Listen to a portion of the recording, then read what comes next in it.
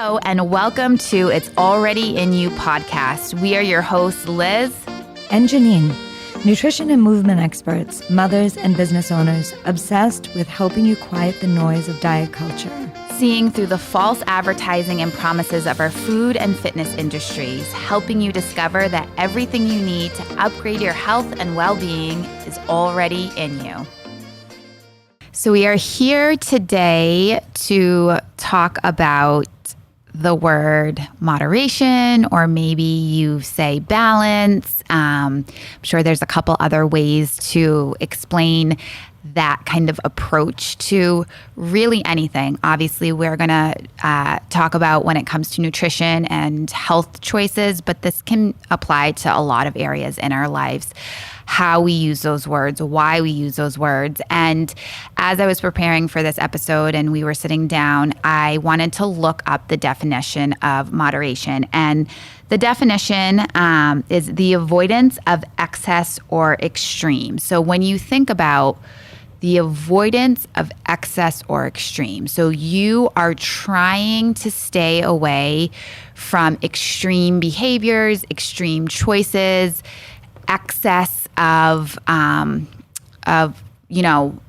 things that we incorporate in our life or in our body. So I'm going to repeat that again. The avoidance of excess or extreme. So to me, that is something that I would say, okay, that's something I'm not doing regularly. Like, I'm trying to avoid day-to-day extreme behaviors, extreme things that I'm putting into my body.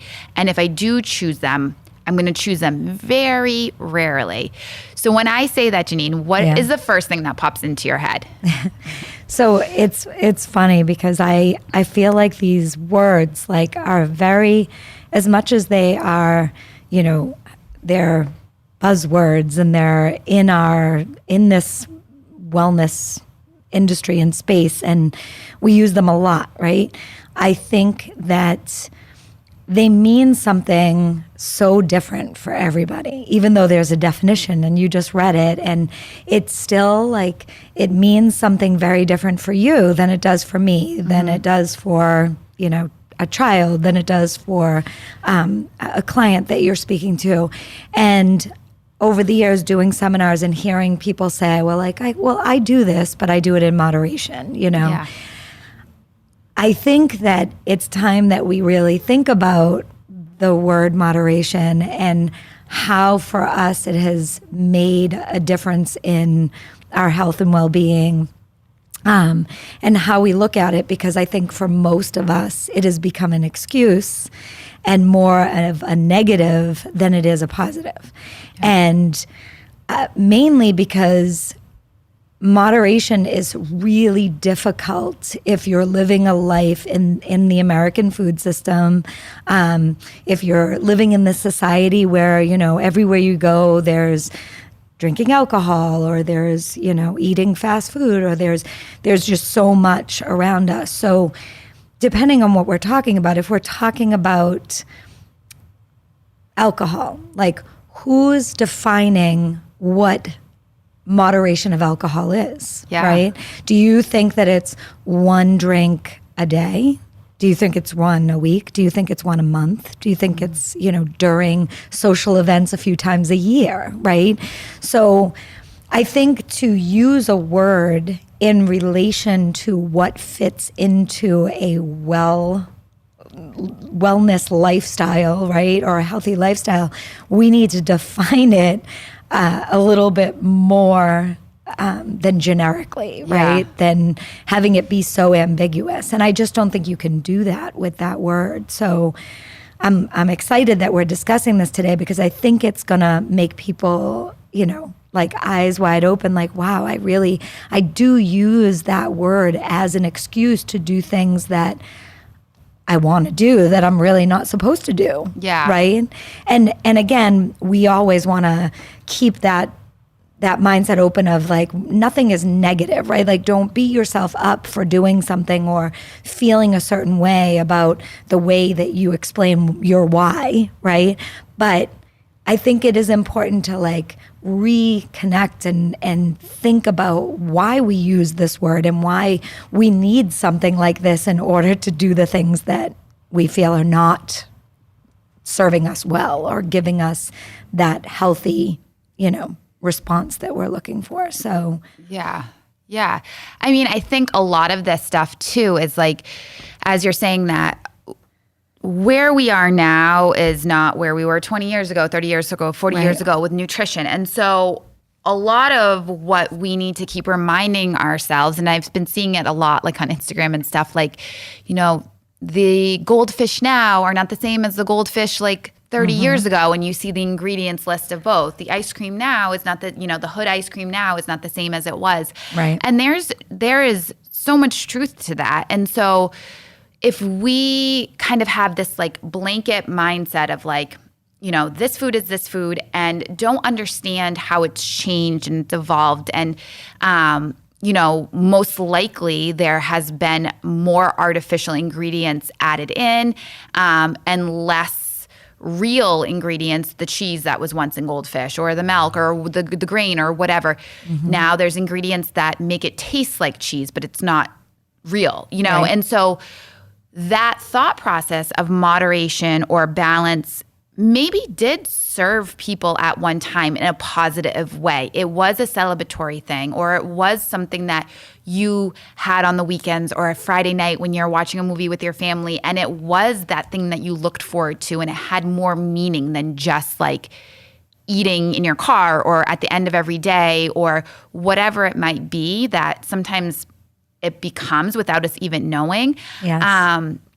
But like the big picture is to understand that the food industry has changed. So the food that we were once eating maybe in moderation has now become incredibly more addictive, incredibly more harmful. And so that food that we're eating or we were eating here and there is now kind of pulling us in a little bit louder. It's kind of creating that addictive component that we wanted a little bit more. We take that Friday night treat on the couch with our family, and we're hearing it in the head, that kind of food noise, like, oh, maybe my body wants this. And it's almost like a physical yearning or pull, because what's in these foods change us on a cellular level. And so they're addicting. they're addicting. So when you think about that, it becomes like a bigger pull. Yeah. And we have almost less control unless we're very intentional. Yes. Does that make sense? Did I go off on like a No, tangent? it makes total sense. And it's like you hear people say things like, well, we ate it and we're fine, right? Yeah. Or, my grandmother lived till she was 105 and she did this, right? And we say that about anything that we would like to continue doing, right? Yeah.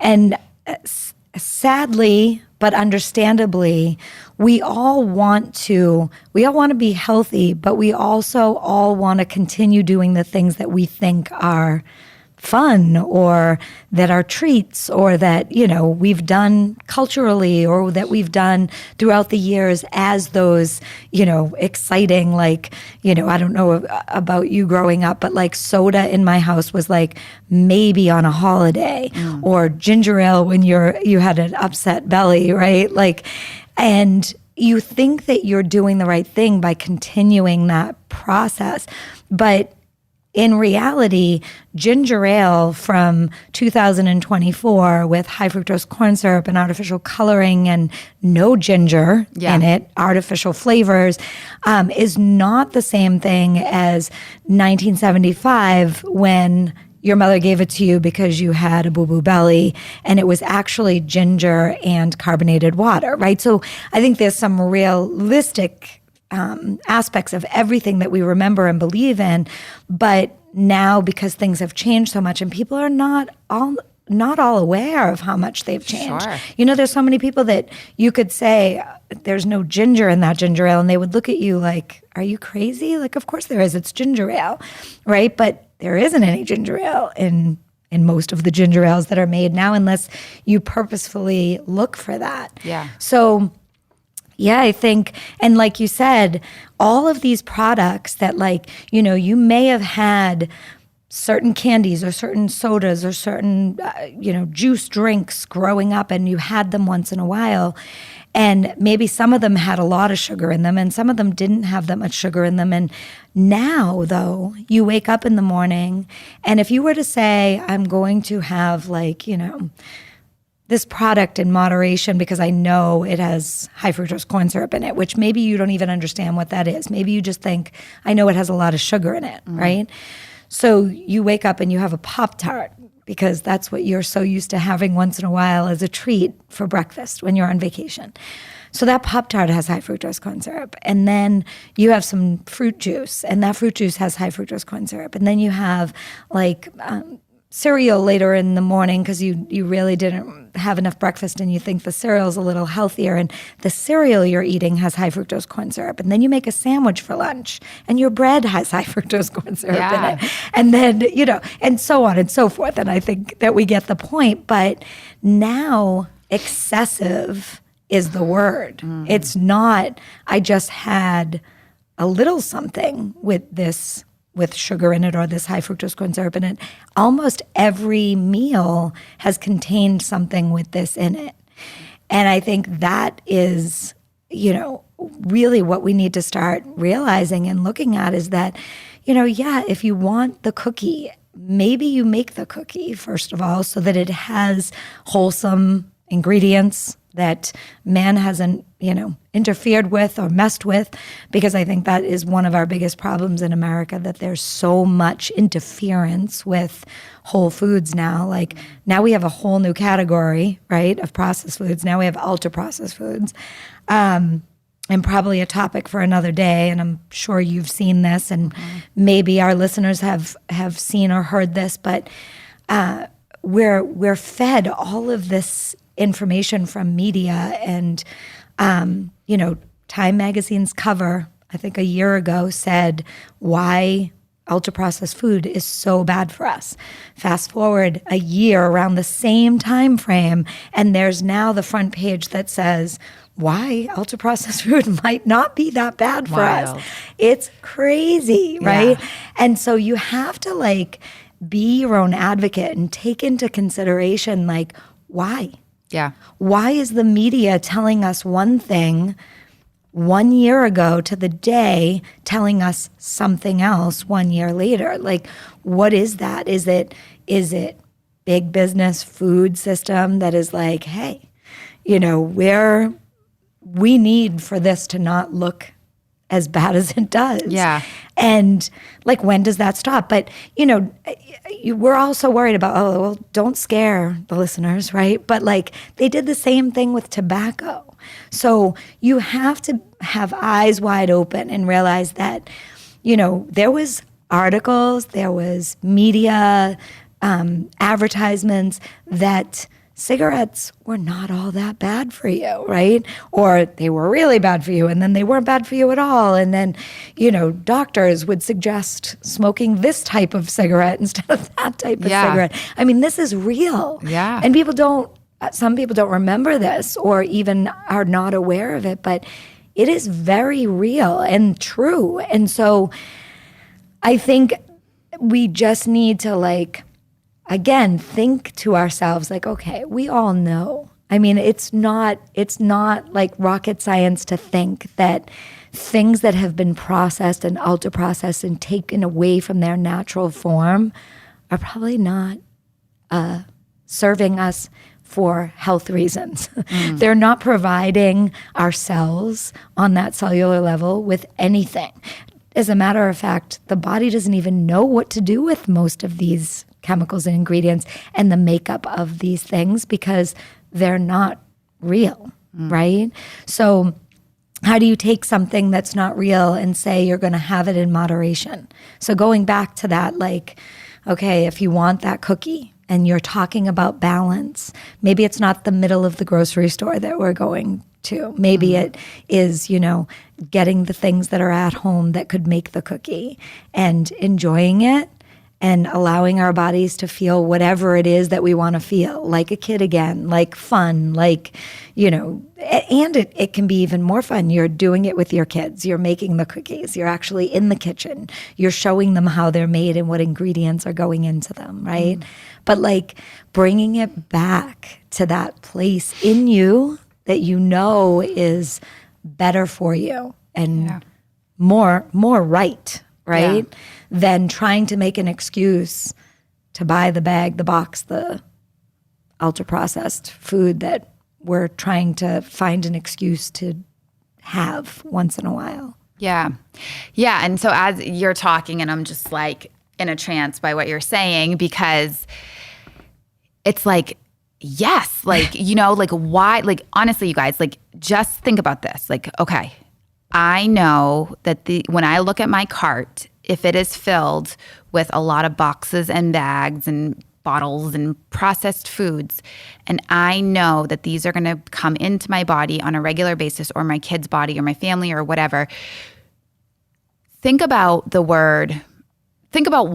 One, is it convenience? Is it because you want to make, you know, your kids happy? Is it because of tradition? What is the reason that you have allowed your habits of moderation to become something that is a regular thing in your life, if that is you?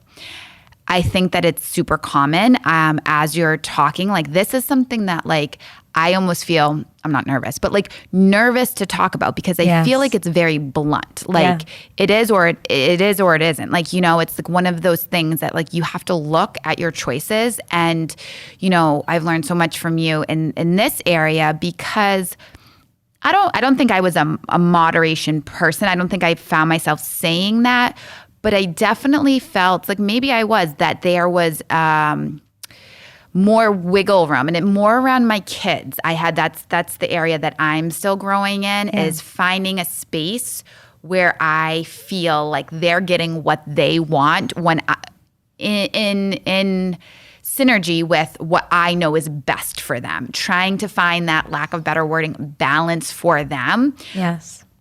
I know that it's near impossible to do that with processed and ultra-processed food, because those foods are not that. It is not moderation. It is not balance. It is putting harmful things into their body, and it's essentially teaching their body to either crave these foods. It's teaching their body to work in a less efficient, less optimal way. And for myself too, I've been through these stages through my life of making choices. Well, so it's hard. Yeah. You're talking about really difficult things that you see regularly. And but I step back and I'm like, so why do we do it? Like, a lot of us are very well-intended, smart people that want the best. So why do we keep saying the word, well, it's just in moderation, or it's the weekend, or I'm going to, you know, be here and I'm going to show a picture of a can of Coke and a water, and hashtag balance. Why do we think putting something that is going to be harmful, like, it's not like, has nothing to do with calories. It has nothing to do with weight. It has nothing to do with, like, am I choosing to be skinny or fat? Or am I choosing, that has nothing to do with what we're saying. We're not even thinking that anymore. Like, that is actually the first time that came into my head. Yeah. It has to do with, am I putting harmful things in my body that's going to lead to disease? It's going to lead to not feeling my best. Or am I going to make a choice to put something in my body that still is amazing and tastes good and I enjoy, but that is going to increase the chances of me being a more healthy, active, happy, thriving person? And if you guys could see my hands right now, because if you know me, my hands always get going. Like, I try to put them down. I know we're sitting on them. But, like, why? And I'm asking this, it's psychology. It's the industry that does this to our heads. It is. And why do we still make those excuses or choices? And there will always be something. There will always be something that needs a treat. There will always be something that you worked really hard and you deserve something. There is always a party, a celebration, a camp, a sports game, or whatever. And so, like, what happens to that word moderation, you guys, when that is how we live our busy lives? Yeah. And in this society, right? And I'm looking at Liz right now, and I'm laughing to myself a little bit, because as she's talking, I know we're both nervous about, like, that boundary, that line of where we shouldn't, like, cross to make people feel bad about what they're doing. But it's not, we're not even, like, that's not our purpose is to make you feel good about whatever choices you have to make when you have to make them, but give you the tools and give you the knowledge so that you can make the best decisions possible, right? But I know we're both thinking it like, oh, wait a second. Yes. Like, now, like it's so much in the media, like, well, what about access and socioeconomic? And, there's, you're being, you're not keeping the majority or the minorities in your head when you're saying these things. Like, to me, it's another excuse. Like, we're making another excuse. It is our government's. Yeah. Like, our government's role should be, the subsidies shouldn't be crap food. They should be good food. Yeah. And when you think about it, like, okay, so you can get a burger at McDonald's for $1.99, but you can also get an apple. Yeah. And like, sadly, like, obviously an apple is not going to be a meal, but like, we need to start to really like reel it back in and own it. Like, not put it out there to say, well, this can't be possible, or that looks bad, or watch out what you say because this is going to, no, we don't want to watch out what we say anymore. We want to say what's right and what we know is going to help you be better. If we keep holding back and saying like, okay, let it be moderation, or, let them think that it's balance, or, what they want to hear is this. So tell them that, and then try and slide in the correct information, like underneath all of that BS, right? Like, I think I can say bullshit. Yes, you can. And her hands are going now too. But like, that's what we do. We try to create this cloud over all of these things and make people think like, oh, don't listen to that because that's just, putting you in a place where you can't do that and you can't handle that. And now you got to make all these excuses. And, no, I think you need to look at it and say, listen, 30 years ago, 50 years ago, 100 years ago, we weren't eating what we're eating today. We weren't having the jelly artificial dip thing that goes into this syrup stuff that's not even food because there wasn't a company that made it. We weren't squeezing things in our mouth out of a plastic package. We didn't have microplastics in our umbilical cords. We weren't worried about not getting enough diversity in our bacteria because it was being taken away from all the things that don't come from nature. Like, we weren't thinking of these things because we didn't have to think about them. So stop making the excuse that we didn't do this 30 years ago. That's because these things didn't exist 30 years ago. You didn't have to worry about them, right? Think about over time what has come out, right? When I was 8 years old or whatever and sitting in front of the TV, and my mother was a single mom and she was working, what our processed food was, TV dinners just came out. TV dinners that had they had the well-rounded meal. They had the turkey and the stuffing and the side of green beans and then the little dessert that was brownie in the middle, right? Yeah. And trust me, those ingredients were probably not great and they were packaged in a plastic container that you had to put in the microwave. But now we've gone, just think 300% worse. Now we're talking not only is the food in the bad package and you're putting into the microwave, now the food is not even food. Yeah. Now we've created ways to make things that taste like things that are making us not even like the real things because we have such flavorful stuff. So, step back and take a deep breath and say, wait a second, I am not going to allow this constant noise of, this was the way it was 30 years ago, and we need to realize that this is just all moderation and we're okay. No, we're not okay. Yeah. We didn't have the chronic illness that we have. We didn't have the disease. We didn't have the neurological problems, the attention problems.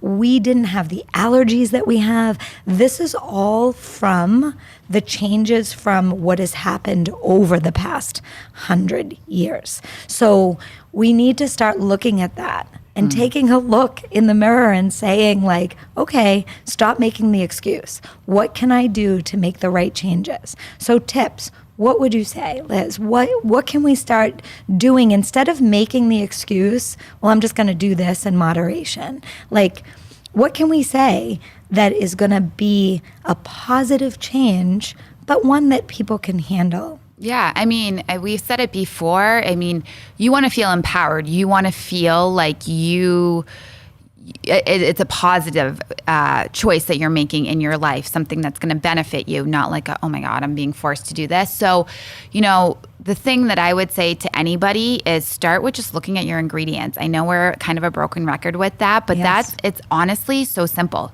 You look at the package, you recognize the ingredients, or you don't. Point blank. And if you don't, then I would say the second thing is to think about, challenge yourself. Why are you saying it's okay to still eat that? If it has blue 5 and high fructose and things that I can't pronounce, you can't pronounce, you have no idea where it's from, any of that stuff, take a pause. Why does your body deserve to eat that? It doesn't. And what is it going to do in your body? Probably not great. So honestly, slow down, look at the ingredients, and if you can't recognize them, then why are you going to eat them? Yeah. And just go through that thought process, because then by asking yourself that question, like, okay, this is something that's going to be harmful for my body.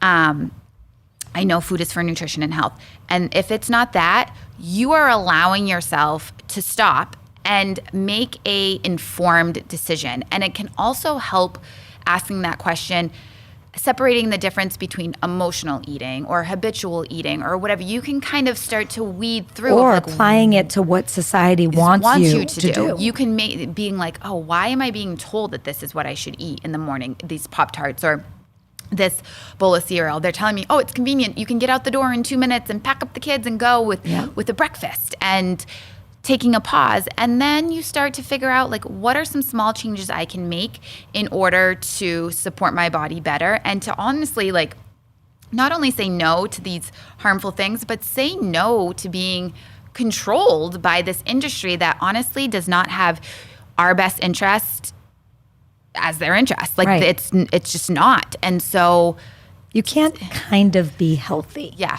You can't kind of be okay. Yeah. Like you can't sort of not have any issues, right? Yeah. Like if you have an illness, if you have a chronic illness, or, you are going through something that is a mental illness or like a physical illness, like it's coming from somewhere, right? And not necessarily food or stress or environment, but maybe a combination of the three. But like your life can't be both. You can't say, well, I did this and I'm okay. Like, no, but you're not. Yeah. Right? You can't say like, well, I want to be healthy, but I'm going to do this once in a while, because then you're not being healthy. Yeah. I think you have to think more of like on the lines of, I need to start making decisions that are going to be the way that I truly want to live. We all want to be healthy, right? We do. We can tell by the trillions of dollars we spend on the things that claim they're going to make us healthy. But when it comes down, it's so strange. Like we always go back to this, but it's so strange. We will spend so much money that we don't have. We will complain about having to spend money on the things that truly make us healthy, but we will spend money on things that claim they're going to make us healthy, but won't. You know what I mean? Like, think about this. Like, you need to, and I just want to say this before we finish up. Like you were saying about the kids, and we were thinking at the same time, like society makes all these norms, and you're not normal if you're not like going to the hockey game and then going to Chick-fil-A after and having the blue cake and, eating the red number 40 ice cream and doing all of these things. You're not normal in society, right? So I think we do need to have that conversation. We do need an episode, and that I think should be coming up soon, about like kids and how we go through this like society that's like put us in this place of not being normal if we don't do what everybody else does. Like And I can speak to you on the other side of that mom that has like been educating about this since my kids were in the womb for the most part, right? And how different their outcome has been for kids that their parents learn about this and start when they're 5 or start when they're 10. It's a big difference, right? And ways that we can work around that. And tips and ideas of how you can start making those changes. But at the end of the day, not taking things away, but explaining and educating and letting them know like you're on the same team and you're going to work together to make these changes so that you're bettering their health and their future, right? I mean, it's all positive stuff, but at the end of the day, I think we need to come back to, like we always do, that it's in you. You know truly what is the right thing to do for your kids, for yourself, for your family, to be healthy, not kind of healthy, to make the right choices, not keep making the wrong excuses. Yeah. I mean, as you're saying that, I'm just like, it sounds so simple, but it's been so overly hard. complicated and it's hard. It is And we are the ones that are going to have to stop and change the tides and do something a little bit different or a lot different than what we've been doing and be okay with that. And that comes from... how are you okay with that when most people are living this life not even, like with the blinders on, not even realizing what's going on around them, right? Like how many clients do you have come to you saying, I have this issue and that issue, or my child, or this one, or my husband has this or that. And they're looking the problem like straight on. Yeah. I mean, that's one reason why nutritionally, I really focus on like functional nutrition, because that solves majority of our problems if we just eat well, eat a variety of foods, take care of our body in a very simple, consistent way. It is so hard to do that. And for a lot of people, it's extremely hard if they've been doing the opposite for a long time. But it starts somewhere and then it builds. You start somewhere, you start with a meal or you start with snacks or, personally, I've definitely given my kids Gatorade. I don't anymore. And that was a choice. And I had to think about how are we not drinking Gatorade anymore? And what are we going to replace that with? Water.